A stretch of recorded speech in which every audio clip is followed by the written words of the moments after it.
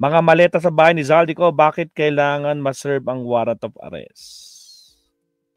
Sige nga, tignan natin to. I learned that ChatGPT works best with detailed prompts, but I hate typing them. So instead, I dictate them. Nagkaroon ng talakayan. So nag-decision na... Wait, umpisa natin ng konti. Okay. Nawala yung sounds. Yan. So, audio. Wala akong audio? Audio. Okay, audio ko? Yan, sabi dito, mga didilis lang kaya nilang kutuin. Diba? Sarang gulang. Kasi ito, Tatay G's, ha? Dito Rex. And Maylene, nandiyan ba si Maylene? Brenda, Ruda Manuel. Walang magagawa ang batas pag di na-serve ang warrant of arrest. Yan, ni Louvre. Oo. Ganito yan, mga maraming magiging effect kapag sinerve mo yung warrant of arrest. Kaya ito na siya dito. Unang-una, required yun. I-serve mo. Diba? I-serve mo talaga yan. Kahit alam mo wala siya dito, i-serve mo yan sa last known address niya o kung ano yung address na nakalagay doon sa information. Okay? O kung may nabalitaan kayo, meron itong address, o pwede ka. Diba? Pwede mo yun na doon i-serve kung saan yung address niya na alam mo. Bakit? Kasi, obliged ka to serve that. Yung mga law enforcers, obliged sila to serve the warrant of arrest. Kahit wala sila dito. Now, kung wala sila dito, pumatok ka, knock-knock, tokhang, hindi. Knock-knock, siyempre may tao lalabas. So, tatanungin mo kung nandun yung tao. Siserve mo yung search warrant, yung warrant of arrest eh. Okay? Pag sinabing wala, diba? So, pwede pumasok eh. Siserve ka ng search ng warrant of arrest eh. Pag wala, ngayon, magre-report ka. So, i-return mo ngayon yung search mo, yung warrant of arrest. Meron doon na i-record ka na niserve namin itong warrant of arrest, pero wala yung tao. Sabi nasa abroad. So, that will be a record. I-report mo yun sa court. I-return mo yun. Kasi hindi mo na-serve. Unserve yung warrant of arrest. Okay? So, pag unserve siya, definitely, automatic may alias warrant. Although, ang warrant of arrest, mga walang expiration to anytime pwede mo ito magamit kasi nandun na yung case. Kaya nga, di ba, pag mayroong nakakatibre, mukhang nandun yung tao, kahit ang tagal-tagal na ng case, tapos nandiyan yung warrant of arrest, pwede siyang mahuli anytime. Kasi, yung prescriptive period ng isang case, let's say, mga klila, halimbawa lang to, murder. Halimbawa, 20 years, ang prescriptive period. So, within 20 years, dapat, mapile mo siya. Halimbawa, yun, So, kung lumagpas na ng 20, let's say, kung the 21 years na, hindi mo na siya pwedeng file. Kasi bakit? Na-prescribe. Tingnan ko anong prescription ng murder. Tulang ito. Alam ko parang period. Wait lang Murder. Kasi kaya yung iba, di ba, huwag tulugan ang iyong karapatan. Hindi pwedeng tulog. Tatalo ka niyan. Di ba? O 20 years, Murder be ang crime punishable by death, reclusion perpetual, reclusion temporal has a prescriptive period of 20 years. So within 20 years, dapat mo siya ma-file.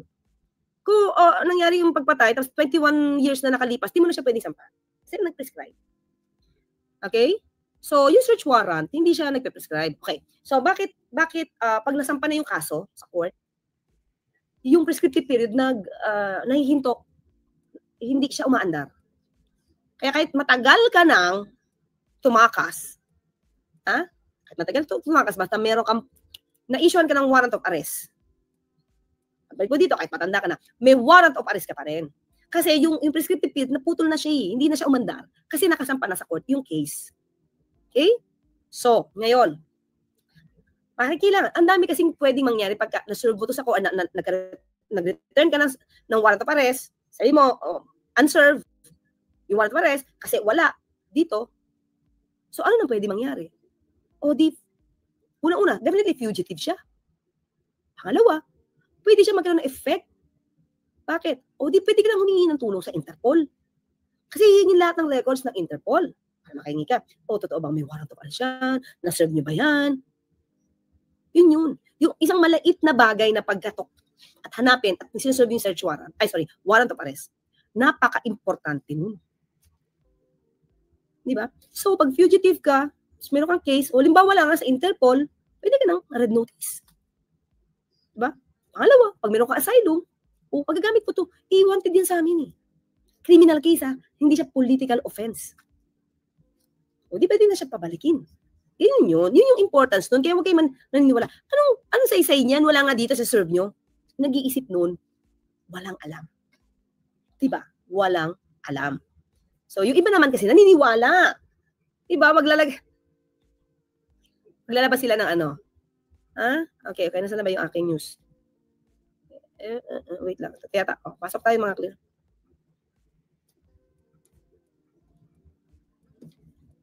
Ang poste kasi nasa 10 kontador lang dati ang nakakapi. Nasa may... Ay, wala. Ay, wala. Ito nga siya naman. Wala. At na wala.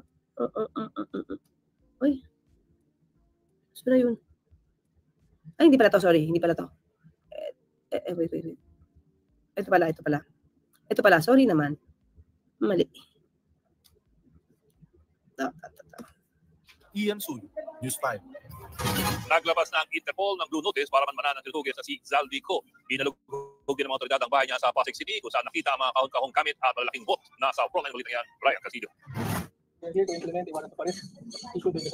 Mismong mga tauhan ng NBI ang nagsilbi ng warrant of arrest sa bahay ng dating kongresistang si Zaldico sa isang exclusive subdivision sa Pasig City. Pero tanging abogado lang niya ang humarap. Sa kabila niyan, inilugog pa rin nila ang bahay ni Ko. Tumambad sa mga... Ay, pero mga clear ha. Hindi to halughog ha. Parang medyo may mali dito. Dapat makorekto ha. Yung halughog kasi syempre kapag ikaw ay may search warrant. Ito, pumunta lang pumasok kasi kailangan makita ko talagang wala dun. Para makapag-report sila. Pero parang hindi pwedeng halughugin to. Makli, hindi pwede yan kasi warrant of arrest lang to. Mga otoridad ang mga kahong-kahong gamit at ilang luxury items ng dating kongresista mula sala hanggang sa mga kwarto. Nakita rin sa isang kwarto ang dalawang malaking vault na ito. No, so minabuti ng ating mga ahente na bantayan yung premises, no? At kung may makita silang maglalabas, ay pwede na lang alamin. Nakita nila na baka posibleng may ebidensya dito sa mga kasong hinaharap ni former Congressman Sal. Parang mali ito mga Cli, sorry ah. Ito yan. Pag warrant of arrest ka lang kasi tao lang hinahanap mo. Okay? So dapat ito tingin ko,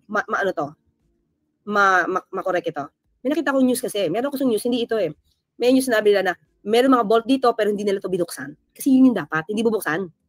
Kasi wala silang search warrant of arrest lang ito, hinahanap lang nila yung tao. Pero kung ano mga gamit dito, hindi na yan pwede dapat ilabas. Bakit? It can be possible eh. Possible siyang part ng evidence. Ha? Hindi pa matukoy kung nasaan si Ko. Nitong Sabado lang nang ihain din ang arrest warrant sa kanya namang bahay sa Taguig at sa Legazpi City sa Albay. Wala rin siya sa mga yan. Pero may blue notice na siya mula sa Interpol. Ayon sa DILG, ibig sabihin, ipapaalam sa lahat ng 196 member states ng Interpol na kailangan manmanan ang ikinikilos ng dating kongresista. Inilalak. Meron ako news nakita mga clear ha. May mga maleta silang... Ang bahay sa Quezon City, si DPWH Mimaropa Engineer hindi ito. Hanapin ko lang mga clear ha. May nakita ako, pinakita yung mga maleta, maraming maleta, pero hindi nila binuksan yun because walang search warrant. So, di pwedeng sabing hinalughog. Iba ang balita dito. Magkakamali ito. Hanapin ko ha. Saan ba yan? Ng mga clear. Kasi, hindi ko lang makita yun. Natin to. Hanapin natin. May nakita ko, hindi ko alam kung Channel 7. Regional Director na sina Jean Ryan Altea at Ruben Santos, mga Valley at kahon at bag. Abogado lang ng dating mambabatas ang naroon, pero may ilang mga gamit na nakita gaya ng mga vault at maleta. Nakatutok sa Marisol. Maleta. Bago magtanghali, dumating ilang araw na natin to na report, ilang araw natin to na vlog, na di ba nag-cover sila ng mga tarpaulin. So hindi natin alam kung marami na nailabas dyan. Diba? NBI at PNP CIDG sa bahay ni dating Congressman Zaldico para isilbi ang warrant of arrest laban sa kanya. Nasa loob ito ng isang exclusive subdivision sa Pasig City at ang buong bakod may nakatakip na puting lona. Nasa bahay si Atty. Roy Rondain na tumatay ang abogado ni Ko kasama ang iba pang abogado nito. Sa labas ng gate, nakalapag sa kalsada ang ilang kahon at bag. Ipinakita nila sa mga pulis at NBI ang laman. Ipinakita nila. So hindi ang pulis na naghahalugog, voluntaryo. Na pinakita nila yung laman. Okay? Shout out Chrissy Jam ang... Yun yung tamang report. Issued by the Sandigan, 5th, 6th, 7th Division. For malversation, violation of Section 3E. Yan, tama to. Section 3H of RA 3019. Against accused Elizaldi Salcedo Co. In your presence, we will enter the premises for you also to witness the proper implementation of the warrant of consent. Yan, di ba? Kasi kailangan nilang hanapin sa loob. Pero hindi pa na mag-search. Only insofar as the warrant of arrest, any search limited to plain view. Plain view, ha? Pinasok at chinek ang loob Hindi pwedeng halukuhin. Tama yun. ng bahay. Pinasok ang mga kwarto sa basement. May isang kinakalawang ng vault pero hindi na binuksan. O, di ba? Hindi na binuksan. Kaya nga kung ano lang makikita in plain view lang, hindi pwedeng halugugin yan. Ito ay implementasyon lamang ng kanyang warrant of arrest kaya gaya na naging usapan sa mga abogado ni Zaldico. Walang search decision na gagawin kundi ito ay plain view search lamang para matiyak kung nandito ang subject ng kanilang warrant. See, ito, tamang report pa mga clear. Nasa living room naman ang maraming mga kahon, mga paintings, mga crates, mga bag at mga personal na gamit sa mga kwartong pinasok. Pero sa tagal nito, mga ka-clear, na syempre hinarap yung case, saka nag-file, tapos alam niya may case, feeling ko ang dami nang nailabas nito. May mga maletang iba't iba ang laki. No, may mga maletang iba't iba ang laki ha. May mga vault din na iba't ibang laki. Ang iba nakabukas. At sa isang may nakuha na mga ka-clear, nakabukas na eh. Kwarto pa, makikita ang marami pang mga kahon. Makikita niyo itong mga cargo boxes. And then, maraming karton, maraming ano dyan. No, we don't know what it is. And then, of course, yung vault. Suitcases. Suitcases, mga maleta. Diba? So, mukha sa kanya talaga nagtambay yung maleta lang, mga ka-clear. Diba? Yun yung point. Oh. Sana yun? Finish ko. Oh. Yeah, but we don't know kung anong naman yan. It seemed the procedure was followed. As agreed, plain view search. Wala naman pong, wala naman untoward incident. So, we're... Ayan, at least may lawyer, nag-agree na walang dinayulate. Arrest warrant lang talaga. Yun kaya hindi ka pwedeng hinalughog. Mali yun. We're glad that the authorities respected our client's wishes. Inukutan din ng mga otoridad ang labas ng bahay pero hindi nakita doon ang dating mambabatas. Alam naman namin na wala sila rito. But again, this is a process. This is a procedure, no, para doon sa pag-return namin ng warrant. Yun yung last address na which is written doon sa warrant of arrest na. Tinanong ang abogado ni Ko kung nasaan ang kanyang kliyente. We do not know. I'm sorry. Si Attorney Apostol na rin ang tumanggap at pumirma sa warrant of arrest kay Ko. Did you know na the warrant was accepted? We were just told to come to the house. Wala kaming alam na may warrant or anything. So you knew that they saw it? No, hindi naman. We weren't informed. We were just informed na, we need you to be there. May emergency lang. That's all we were told. May emergency lang. We were just told it's an emergency. Para sa GMA. Diba mga clear? So, ni-return. Ito lang konting ano lang to. Legal procedure. Pag-return, diba? Pag-return yan, pwede na mag-issue naman ng alias warrant of arrest. Diba? Yung original kasi yung umpisa, yung una. So pag na-return and serve, pwede mag-issue ang court ng alias warrant of arrest. So magagamit yun. So again, gusto kong banggitin na yung warrant of arrest, wala pong expiration yan. Hanggang sa ma-serve ito. Okay? So maliwanag tayo dyan ha. Pinakita ko lang po sa inyo na yun, may mga maleta, maraming vault. Alam mo, parang, although ayaw ko magbintang, pero parang alam mo na merong talagang karga. Maraming karga. Ang daming vault, ang daming maleta. Diba? Saka makikita mo mga clear, siguro, makikita mo ang yaman nito, ang maaaring result ng paggawa ng krimen. Di siya yung mga yaman. Yung mga naipundar. Diba? So, pinakita ko na sa inyo mga clear yung procedure na kailangan talaga ma-serve yung warrant sa last known address o sa mga address na alam nila nandoon. Kailangan yung ma-serve. Hindi pwedeng hindi pwedeng sabihin, it's just for a show, drama, kaeng-engan, mag-serve, wala naman dyan. Utak ano lang yun. Utak hindi gumagana yun, mga clear. Kasi kailangan proseso ito. Proseso ang pinapagana sa administrasyon ngayon.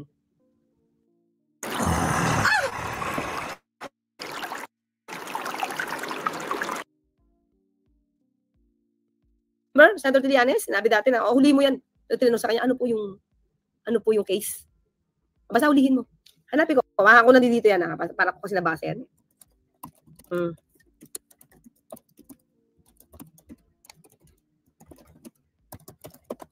Yan natin. Ito. Sabi ko sa inyo eh. Basahin ko lang to. Attorney, nag-resign ka na raw na kaya nagbunyi ang mga garabata.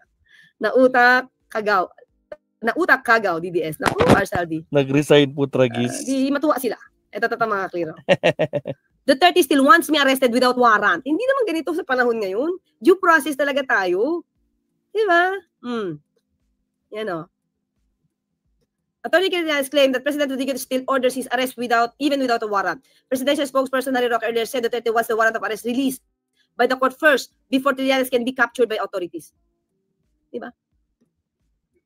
Sabi daw, it is not true. Sabi, the AFP still have orders to have me arrested even without warrant, sabi ni Senator Trillanes.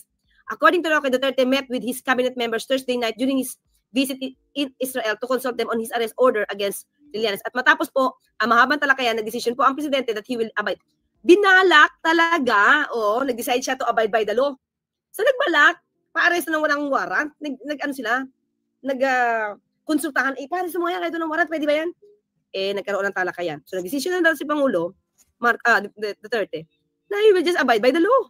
Antayin po na niya ang desisyon ng hukuman ng Regional Tribunal kung sila po ay mag-i-issue ng warrant of arrest. Di ba? Binala.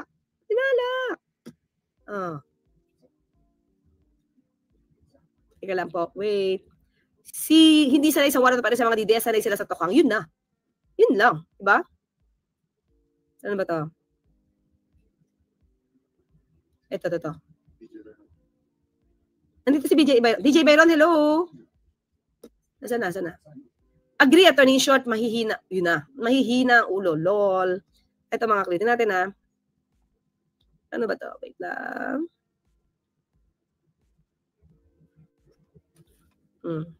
Saan ba?